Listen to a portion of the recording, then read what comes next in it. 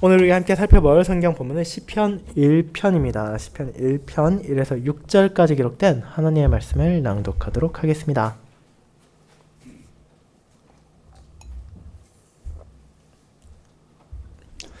네, 시편 전체를 시작하고 또 시편 전체의 주제를 보여주기도 하는 시편 1편을 낭독하겠습니다. 시편 1편. 복 있는 사람은 악인들의 꾀를 따르지 아니하며 죄인들의 길에 서지 아니하며 오만한 자들의 자리에 앉지 아니하고 오직 여호와의 율법을 즐거워하여 그의 율법을 주야로 묵상하는도다. 그는 시냇가에 심은 나무가 철을 따라 열매를 맺으며 그 잎사귀가 마르지 아니함 같으니 그가 하는 모든 일이 다 형통하리로다. 악인들은 그렇지 아니하며 오직 바람에 나는 겨와 같도다. 그러므로 악인들은 심판을 견디지 못하며 죄인들이 의인들의 모임에 들지 못하리로다. 무릇 의인들의 길은 여호와께서 인정하시나 악인들의 길은 망하리로다. 아멘. 네, 설교에는 시편 5편 1, 3, 4, 5절을 함께 부르도록 하겠습니다.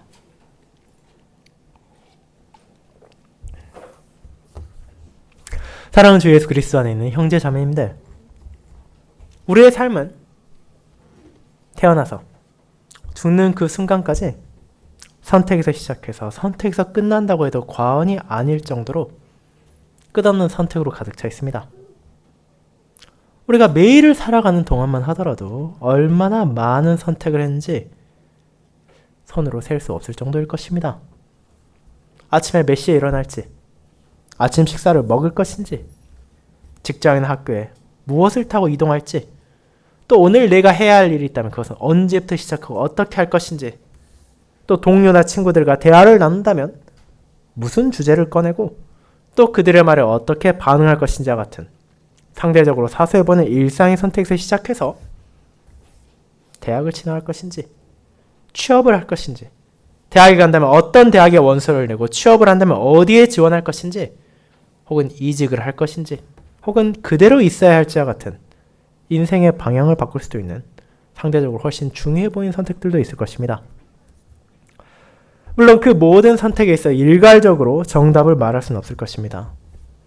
동일한 행동을 했다 하더라도 그 사람의 상황과 현실에 따라 더 나은 것이 있을 수 있기 때문입니다.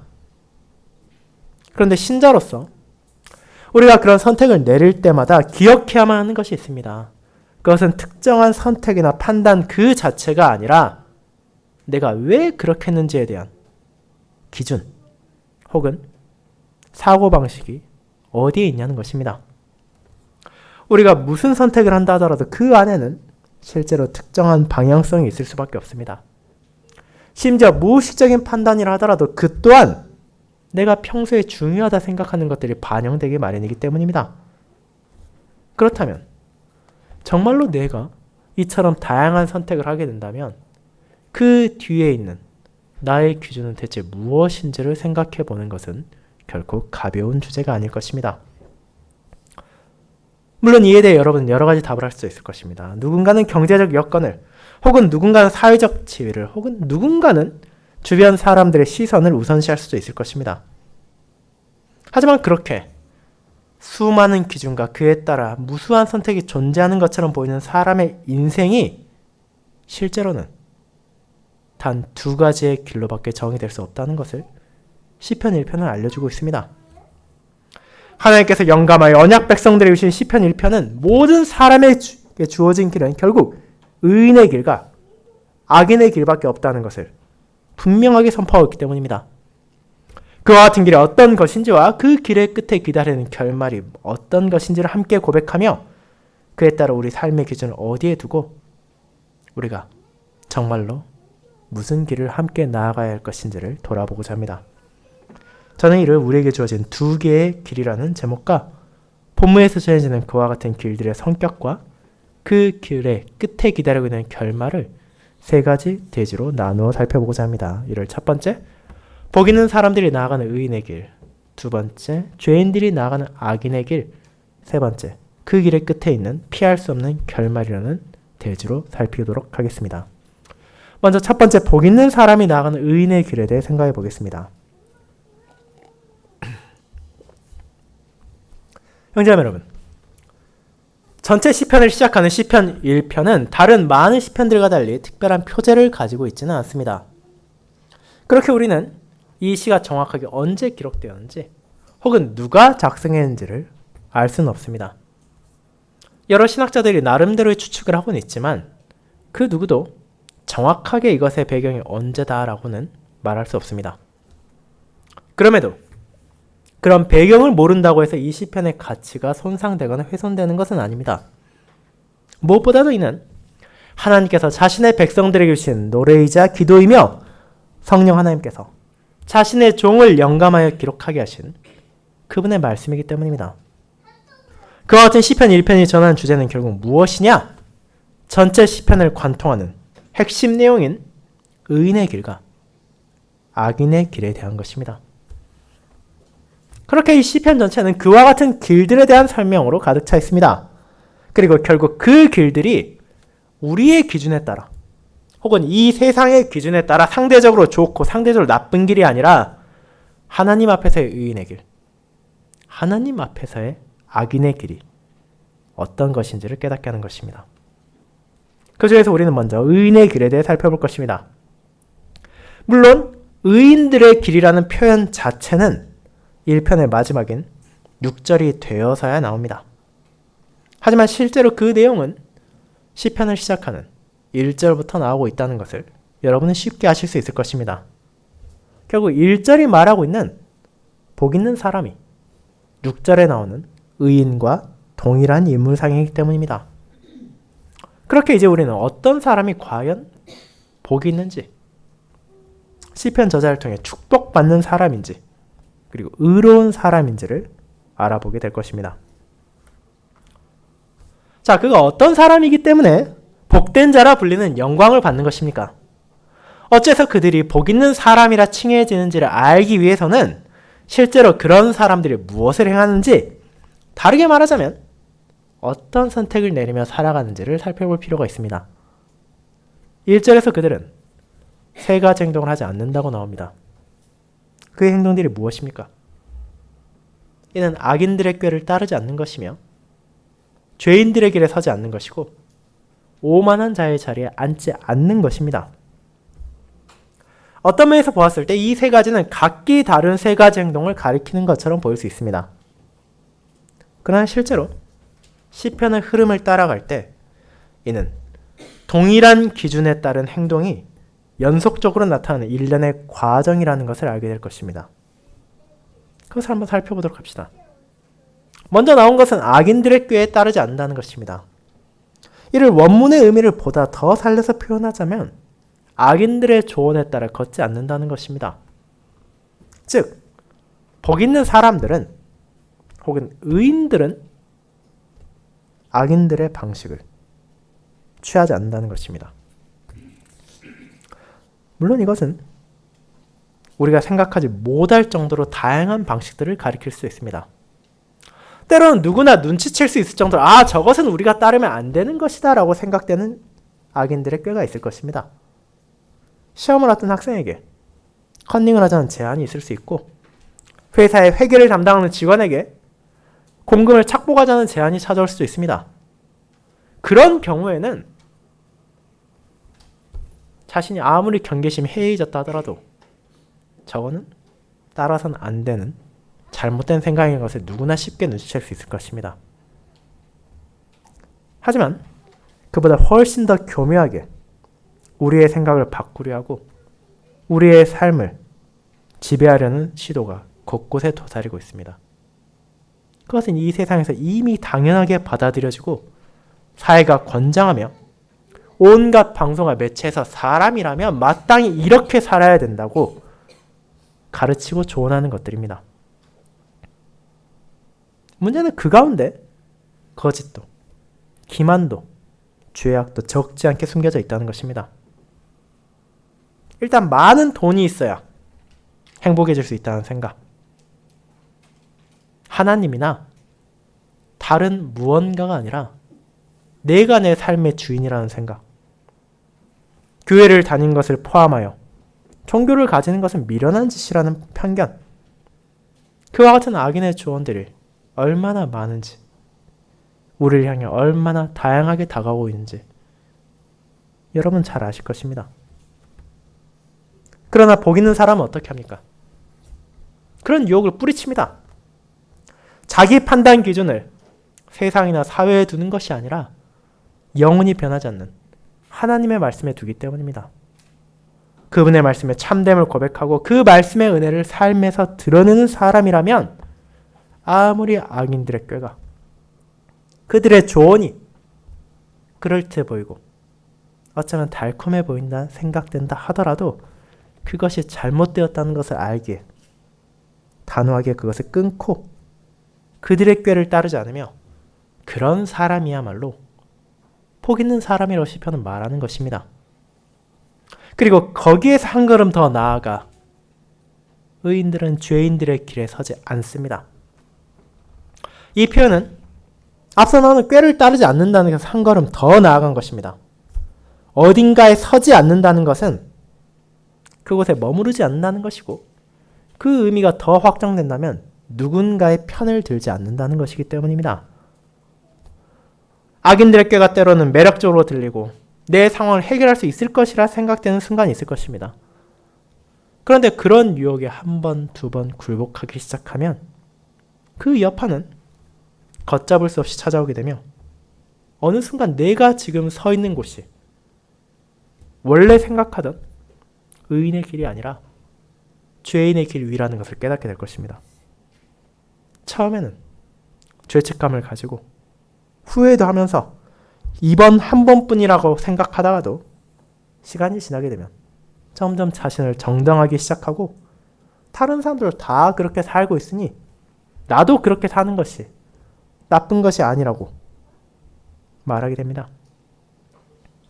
결국 그렇게 서게 되면 그들의 길에 함께 서는 것이고 그들의 편을 들게 되는 것이고 그들의 길을 함께 나아가는 것이 됩니다. 그런 위험을 알고 있기에 죄인들의 꾀를 따르지 않는 복 있는 사람은 마땅히 악인들의 길에 서고 그들에게 편을 들려 하지 않습니다. 그렇게 악인의 길을 서지 않는 사람들은 더 나아가서 이제 오만한 자의 자리에 앉지 않습니다. 그런데 이 표현 역시 실제로 그 이상의 의미를 중의적으로 담고 있습니다. 우리가 생각하는 자리에 앉는다는 것은 의자나 혹은 무언가 걸터 앉을 만한 것에 잠깐 앉는다고 생각하기 쉽지만 히브리어에서 특정한 장소에 앉는다는 것은 그 자리에서 머물고 그 자리에서 산다는 의미가 확장되어 포함되어 있기 때문입니다. 즉 악한 자들의 조언에 따르고 그들의 길에 함께 서서 있는 자들은 결국 그들과 함께 살게 된다는 것입니다. 그들의 방식을 받아들이고 그들의 경험을 함께하며 그들과 같이 행동하는 것이 죄인을 따르기 시작한 사람들의 말로라는 것입니다. 오만한 자들, 내가 특별하다고 생각하고 하나님이 아닌 자기 뜻을 앞세우는 자들이 앉는 자리는 어떤 자리겠습니까? 그 자리에 함께 앉는 자는 어디에 앉는 것이겠습니까? 결국 하나님의 뜻을 따르지 않는다는 것이며 사람이 중심이 되고 내가 중심이 되어야 된다는 생각에 머무르게 된다는 것입니다. 그렇게 그들은 스스로 악인, 죄인, 오만한 자가 됩니다. 그렇게 복 있는 사람은 그런 자리에 앉으려 하지 않습니다.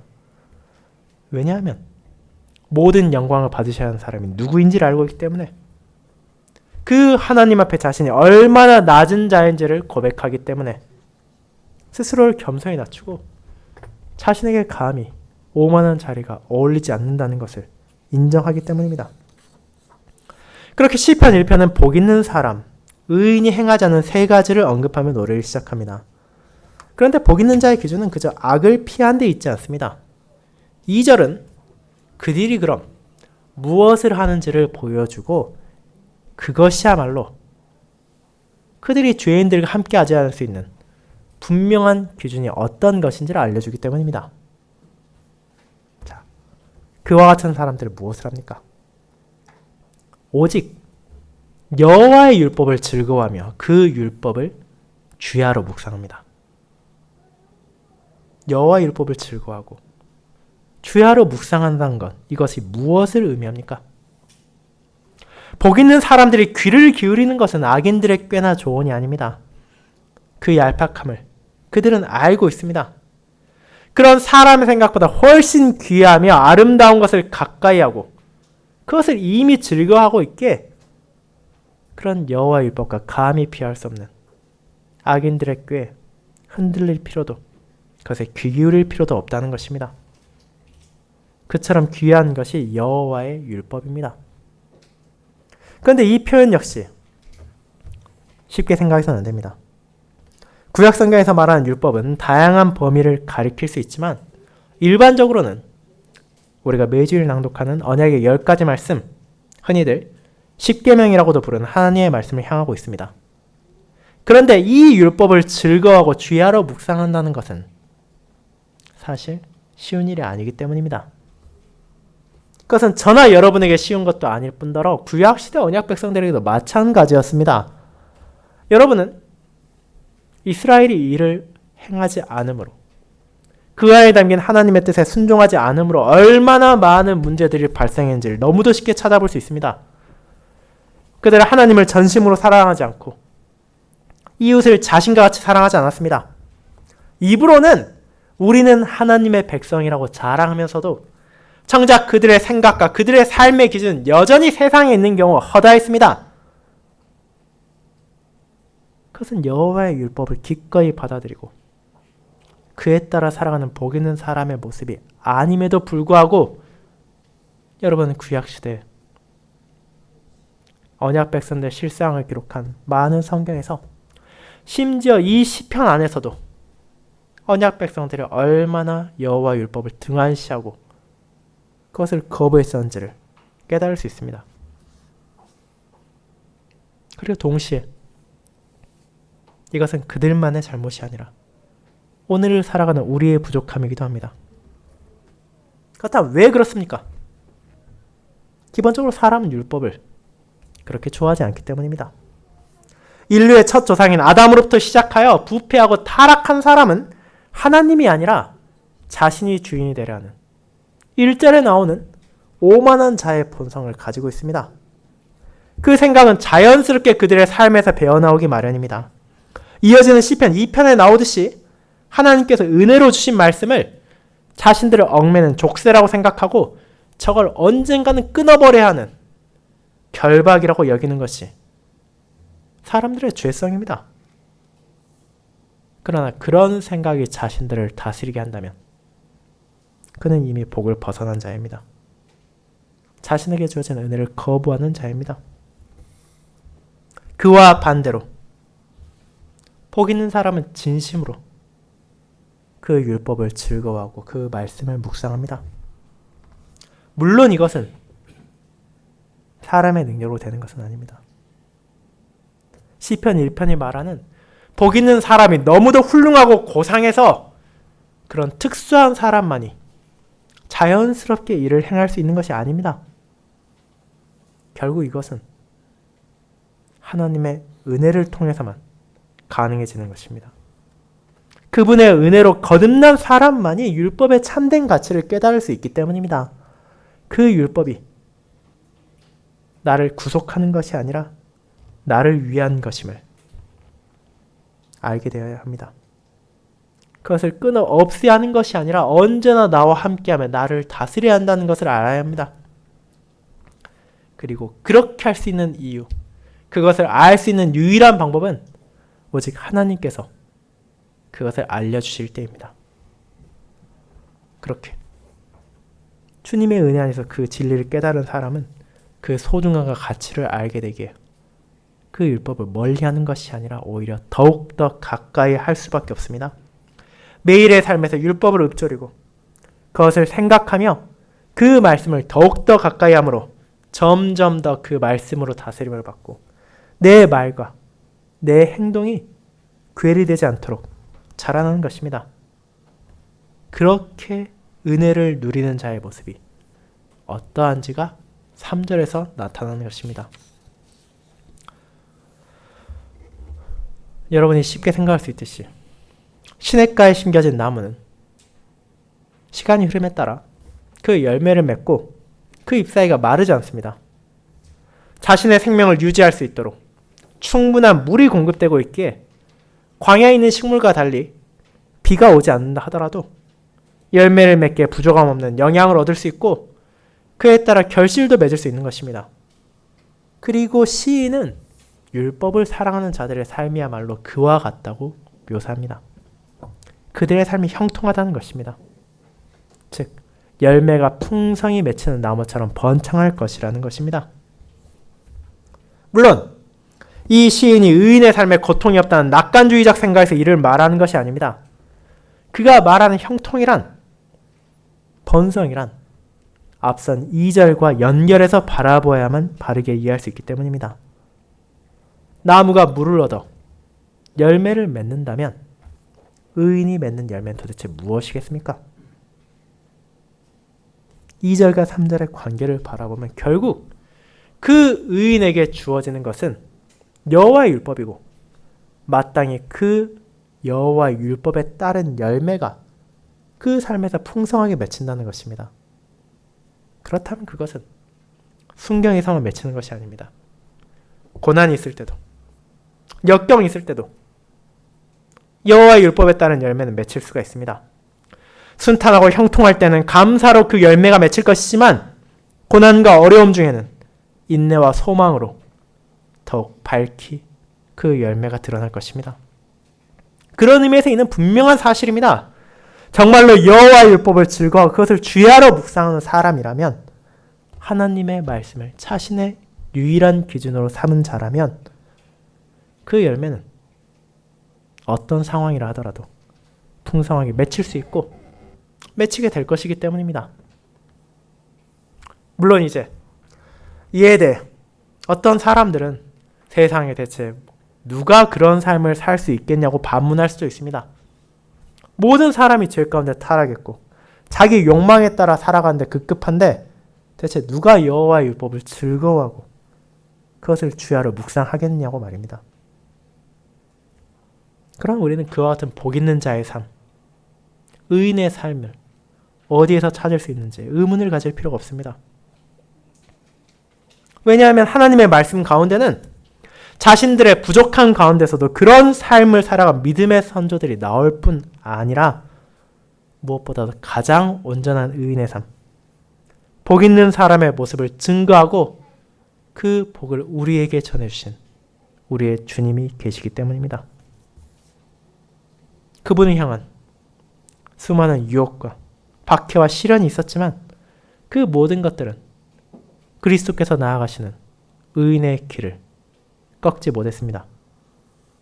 심지어 예수님께서는 자신이 그 길을 계속해서 나아간다면 그 앞에서 기다리는 것이 가장 끔찍한 죽음과 몸과 영혼에 대한 하나님의 진노라는 것을 알고 계셨음에도 불구하고 그 길을 돌이키지 않으셨습니다. 그 대신 그분께서는 아버지의 율법을 기쁘게 받아들이시고 그 안에 담긴 하늘아버지의 공의와 사랑을 성취하기 위해 십자가로 향하셨으며 그분께서 맺으신 그분의 죽음 가운데서 드러난 사랑의 열매가 풍성하게 저와 여러분에게도 주어져 있습니다. 사랑하는 자녀 여러분, 이제 그와 같은 복 있는 사람의 묘사로 다른 누군가를 손가락질하는 것이 아니라 나 자신을 돌아보도록 합시다. 지난 한 주 저와 여러분의 삶 가운데 들어간 것은 무엇이었습니까? 우리가 시냇가에 심은 나무와 같이 여호와의 율법으로 힘을 얻고 여호와의 율법에 따라 나를 다스렸습니까? 혹시라도 그와 반대로 세상의 조언을 받아들이고 사회의 기준을 더 중요시하며 악한 꾀를 따르려고 하신 적은 없습니까? 만약 조금이라도 그런 모습이 내 안에 드러났었다면 우리는 주님의 용서를 구하고 그분의 은혜 안에서 다시 바른 길로 나아갈 수 있기를 간청해야 합니다. 우리의 판단은 세상이 아니라 하나님 앞에서 합당한 것이어야 되고 그것은 그분의 율법에 기반한 것이어야 하기 때문입니다. 그렇지 않은 모든 것은 우리 눈에 아무리 좋아 보이고 아무리 당연해 보이는 것이라 하더라도 결국 죄악입니다. 너무도 당연하지만 오만한 자들이 의도적으로 외면하는 진실을 시편 1편이 제시하고 있는 것입니다. 그리고 본문은 거기에서 멈추는 것이 아니라 그런 죄인들과 악인들은 어떤 길을 나아가는지를 알려줌으로써 성도가 그런 잘못된 길을 향하지 않도록 권면하고까지 합니다. 그것이 두 번째, 죄인들이 나아가는 악인의 길로 이어집니다. 성도 여러분, 그렇다면 복 있는 사람, 의인들과 대조되는 악인들, 죄인들, 오만한 자들은 어떤 삶을 삽니까? 더 정확하게 말하자면 그들이 나아가는 길은 대체 어떤 길입니까? 4절은 이제 악인들의 모습을 보여줍니다. 그들은 그렇지 않습니다. 의인들이 하나님의 율법을 즐거워하고 그것을 묵상하며 그 말씀으로 삶을 다스리며 열매를 맺지만 죄인들은 그렇게 할 필요를 느끼지도 않고 그렇게 하려고 하지도 않으며 그런 열매를 맺을 수도 없다는 것입니다. 그들의 판단 기준은 자기 욕망이고 세상의 상식이며 사회의 풍조입니다. 흔들리지 않는 확고한 무언가를 가지는 대신 마치 물 위에 떠다니는 부평초와 같이 끝없이 변하는 것을 붙잡으려 하는 것입니다. 그렇게 시편은 그들에 대해 어떻게 말하니까 저 사람들은 결국 바람에 날리는 겨와 다를 바가 없다고 말합니다. 이것을 더 쉽게 말하자면 껍질은 멀쩡히 있는 것처럼 보이지만 이미 속이 비어버린 쭉정이랑 마찬가지라는 것입니다. 그런 쭉정이는 얼핏 보았을 때는 정상적인 곡식과 별 차이가 없어 보일 수도 있습니다. 그러나 키질을 시작하거나 혹은 결실을 널어놓은 곳에 바람이 불면 어떻게 됩니까? 그것은 그저 날려갈 뿐입니다. 겉으로는 아무리 좋아 보여도 정작 그 안에 중요한 내용물이 빠져있기에 가치가 없이 날려 사라질 뿐이고 그런 것이 악인들의 삶의 본질이란 것입니다. 그들은 자신의 꾀가 하나님의 율법보다 지혜롭다 생각하고 우리가 나아가는 길이야말로 의인들의 길보다 훨씬 더 즐거운 것이라 여기며 우리가 앉은 자리야말로 사람에게 합당한 것이라고 주장합니다. 하나님을 거역하고 그분께 돌려져야 할 영광을 빼앗으려 하며 그러면서도 어떤 문제도 없을 것이라 자신하는 자들입니다. 그런데 여기서 한 가지 더 생각해야 될 점이 있습니다. 그것은 바로 이 세상은 그런 사람들의 모습을 환영하고 반긴다는 것입니다. 그것은 당연한 것입니다. 대체 어떤 세상, 어떤 사회가 자신들과 반립한 이들을 좋아하겠습니까? 그들의 생각을 받아들이고 그들처럼 살려 하고 그들과 하나가 되려는 일을 반긴 것은 자연스러운 일입니다. 그 결과 세상은 악인들이 형통하고 죄인들이 번창하는 것처럼 보이는 것도 사실입니다. 많은 이들이 숭배하는 부와 명예와 권력을 얻는 것은 놀랍게도 대부분 의인이 아니라 악인들이라는 것은 더 이상 놀랄 만한 일도 되지 않습니다. 하지만 그들이 무엇을 얻었다 하더라도 무엇을 누린다 하더라도 그것들이 하나님 앞에서 가치 있게 사용되지 않는다면 하나님의 뜻에 합당하게 다스려지지 않는다면 그것은 결국 겨와 마찬가지입니다. 그것들은 결국 눈에 보이는 일시적인 소유에 불과하며 바람이 한번 불면 사라져버릴 허망한 것에 불과합니다. 그렇게 하나님께서는 다윗을 통해 주신 시편 37편에서 그런 자들에 대해 이렇게 말하기도 합니다. 악을 행하는 자들 때문에 불평하지 말며 불의를 행하는 자들을 시기하지 말지어다. 그들은 풀과 같이 속히 배임을 당할 것이며 푸른 채소같이 쇠잔할 것이미로다. 시편 37편 1, 2절입니다. 그들의 실상이 쭉정이 같고 겨와 같다는 것을 의인은 알고 있기 때문에 그런 죄인들의 번창, 죄인들의 풍요를 굳이 시기할 필요도 없고 그걸로 불평을 가질 이유도 없으며 도리어 그런 이들을 안타까워하고 불쌍하게 여길 수 있다는 것입니다. 그 이유는 언젠가 겨와 나다를 구분할 날이 찾아올 것이기 때문입니다. 많은 죄인들은 그런 날은 결코 오지 않을 것이라 생각하며 살아갑니다. 최후의 심판 같은 것은 없고 의인이나 악인이나 결국 죽으면 다 똑같을 것이라고 말하곤 합니다. 하지만 그렇지 않습니다. 모든 길에 끝이 있는 것처럼 의인의 길에도 악인의 길에도 그 끝에 존재하는 것이 있습니다. 결국 그 순간이 다가오면 악인들은 왜 자신들이 바람에 날리는 겨와 같았는지를 깨닫게 될 것이고, 의인들은 내가 어떤 의미에서 정말로 형통했었는지를 알게 될 것입니다. 그리고 그와 같은 의인과 악인의 결말은 예수 그리스도의 공적인 사역 기간에서도 이미 나타난 바가 있습니다. 분명 그분을 비난하고 그분을 공격하고 그분을 외면한 이들이 당시 유대인들 가운데 득세했고 기고만장했습니다. 그들은 부도 가지고 있었고 명예도 가지고 있었고 권력도 가지고 있었으며 그런 것들을 사용하여 의인들을 박해하는 데 앞장섰습니다. 하지만 결국 그들이 영원히 번창할 수 있었습니까? 예수님을 죽인 데 성공한 유대인 권력자, 지도자들은 그분이 십자가에서 죽은 지 얼마 안 돼요. 로마의 공격으로 멸망하고 그 모든 것을 빼앗겼습니다. 자신들의 허망한 겨와 같다는 것을 그렇게 나타낸 것입니다.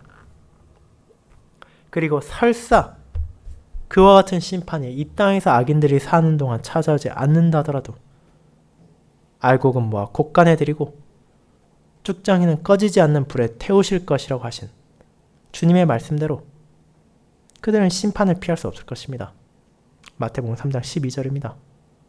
모든 죄인들, 모든 악인들, 모든 오만한 자들은 결국 하나님의 뜻 안에서 그분께서 정하신 때 그들의 비참을, 그들의 심판을 마주하게 될 것입니다. 사랑하는 성도 여러분, 그런 진리를 은혜로 깨닫게 되었기 때문에 복 있는 사람은 악인을 부러워하지 않을 수 있습니다. 실상 그들을 동경하는 것이 아니라 그들을 불쌍히 여겨야 한다는 것을 알게 되었기 때문입니다. 그렇게 그들로 인해 불평한 대신 그들에게 복음을 전하고 그들이 바른 길로 돌아오도록 진리를 말할 수 있습니다. 세상에 선호하는 넓고 큰 길은 분명 편안하고 즐거워 보일 수 있습니다. 하지만 그 길의 끝에 기다리는 것이 영원한 죽음이라는 것을 안다면 그 길로 누가 나아가려겠습니까? 그 길이 아닌 영원한 생명으로 나아가는 의로운 길을 간다면 함께 그 길을 가는 모든 이들은 비록 지금 나의 삶이 어렵고 괴롭고 힘들 때가 찾아온다 하더라도 그 길의 끝을 알게 돼요. 그 길을 인도하시는 분을 알고 있기에 그 길을 함께 나아간 이들을 격려할 수 있고 위로할 수 있으며 함께 소망을 붙잡을 수 있습니다. 그리고 그렇게 할 수 있는 이유는 그 길을 나아간 이들은 하나님의 은혜로 영원히 변하지 않는 진리인 그분의 말씀을 붙잡고 그분의 말씀을 가까이 하기 때문입니다. 그렇게 겨와 같이 허망한 것을 붙잡은 대신 하나님의 말씀을 붙잡은 이들은 마침내 그 길의 끝에 찾아올 결말에서 흔들리지 않는 소망을 가지는 것입니다. 그 세 번째, 그 길의 끝에 기다리는 피할 수 없는 결말입니다. 여러분, 그와 같이 의인과 악인을 대조하여 전한 시편 1편은 각각의 길의 결말도 말하고 있습니다. 그리고 그들의 길이, 즉 그들의 삶의 방식이 극명하게 달랐던 것처럼 그들의 결과 또한 결코 동일하지 않다는 것을 우리는 알게 됩니다. 사람은 모두 동일하게 최후를 맞이하는 것이 아니라 의인에게는 영원한 영광이, 악인에게는 영원한 멸망이 있을 것이기 때문입니다. 이를 5절과 6절은 다음과 같이 말합니다. 악인들은 그렇지 아니하며 그러므로 악인들은 심판을 견디지 못하며 죄인들이 의인들의 모임에 들지 못하리로다. 무릇 의인들의 길은 여호와께서 인정하시나 악인들의 길은 망하리로다.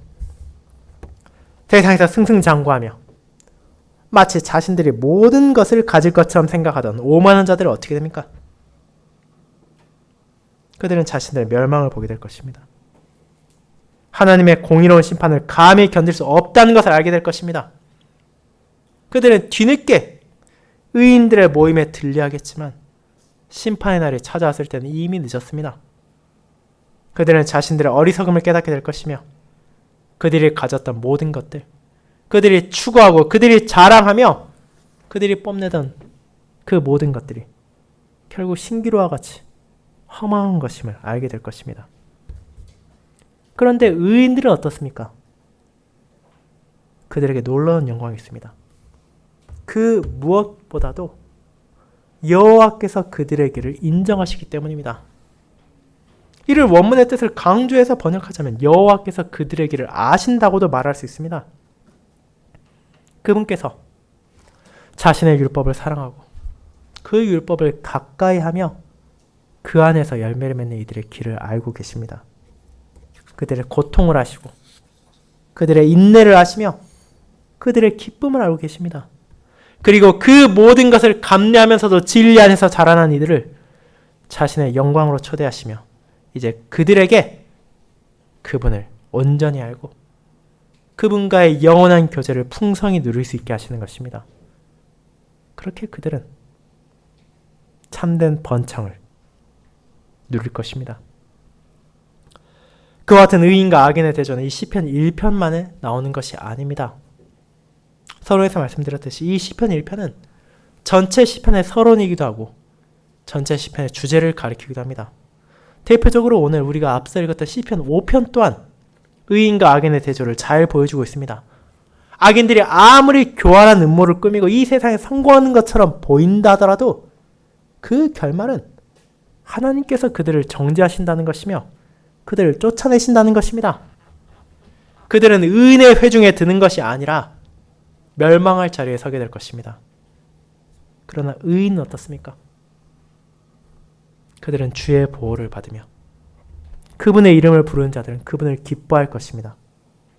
그렇게 그들은 복을 받습니다. 그렇습니다. 복 있는 사람은 다른 사람이 아닙니다. 하나님의 은혜를 고백하는 사람, 그 말씀을 사랑하는 사람, 그분의 약속의 성취를 바라보는 사람입니다. 그렇기에 저와 여러분이 정말로 이 진리를 깨달았다면 과연 우리의 삶 가운데 어떤 길을 나아가야 하며 어떤 기준에 따라 나의 선택을, 나의 판단을 내려야 할지를 깨닫게 될 것입니다.